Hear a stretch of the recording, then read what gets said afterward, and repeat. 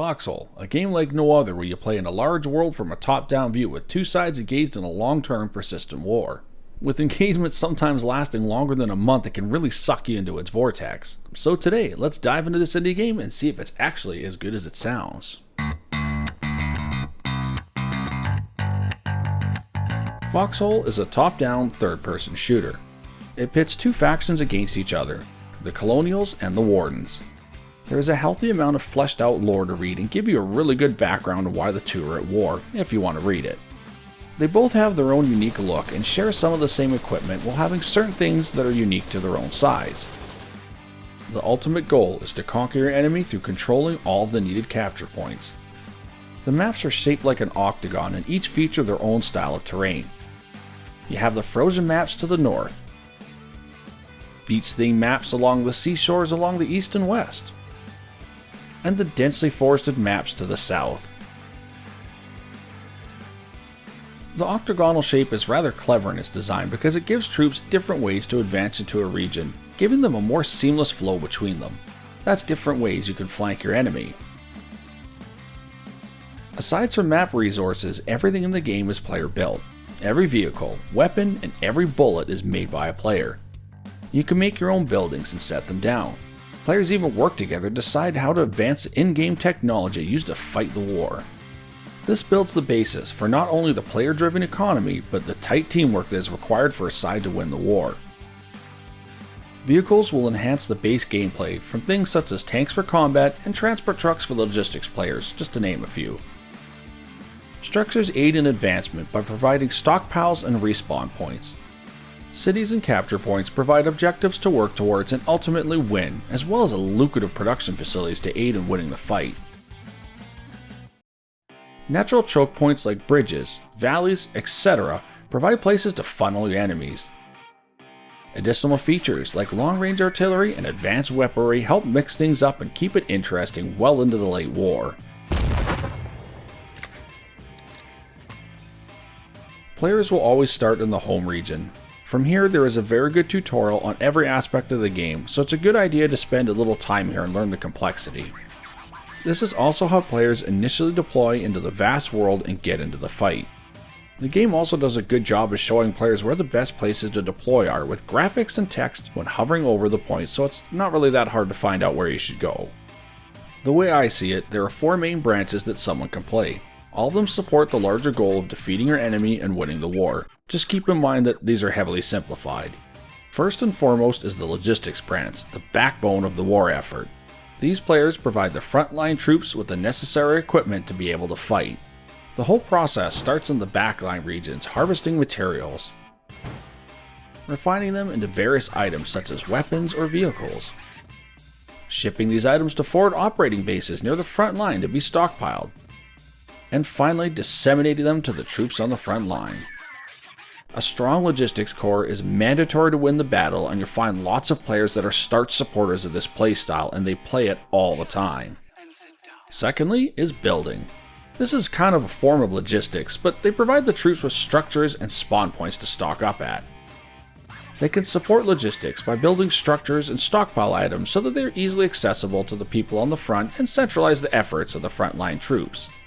They can do this through building bases, bunkers, and elaborate trench networks, and defenses to help prevent loss of ground.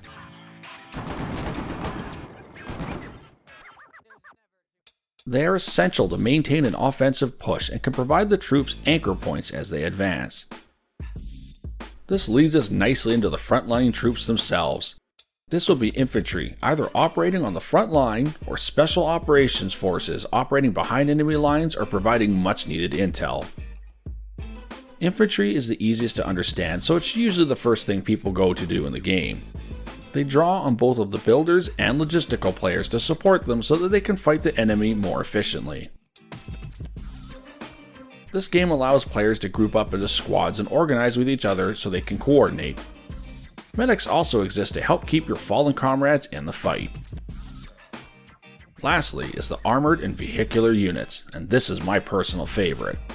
From light vehicles to big armored tanks, these provide the muscle for the fight.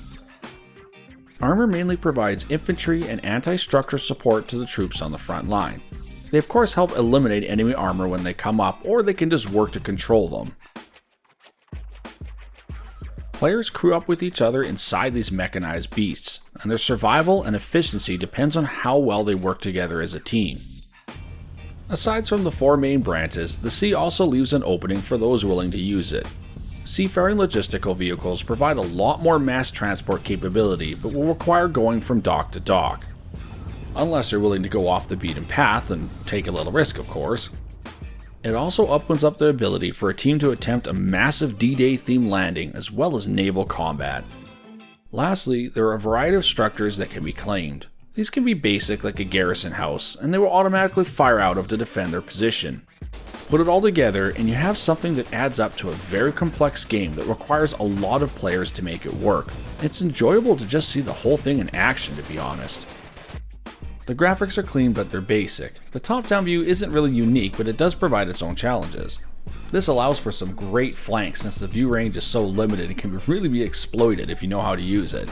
Every update they add something new, more colorful, more complete looking to the world, and the game is just starting to look really beautiful. The audio portion of the game is always something that's being worked on in recent time, and it's getting to sound a lot better than it used to.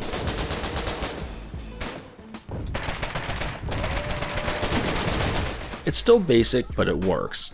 There are mods out there that focus on the combat sounds, and they can easily be installed to bolster the base sounds, but it's really not mandatory. Persistent War. Instead of matches that last an hour or so, these matches can go on for weeks. Each war ends up being quite unique from each other. This allows players to implement long-term strategies and accomplish something far greater than they ever could do in a typical PvP match. Branches for every player. Don't like combat? There's a branch for that. Like combat but enjoy stealthy, stabby? There's a job for that too. There's something for every player here, and there's ways to cycle through and stay fresh. Player driven. Players decide where to go, what to build, and what to research. You will feel like you can have a big impact on the war, but know that you're only one cog in the greater machine.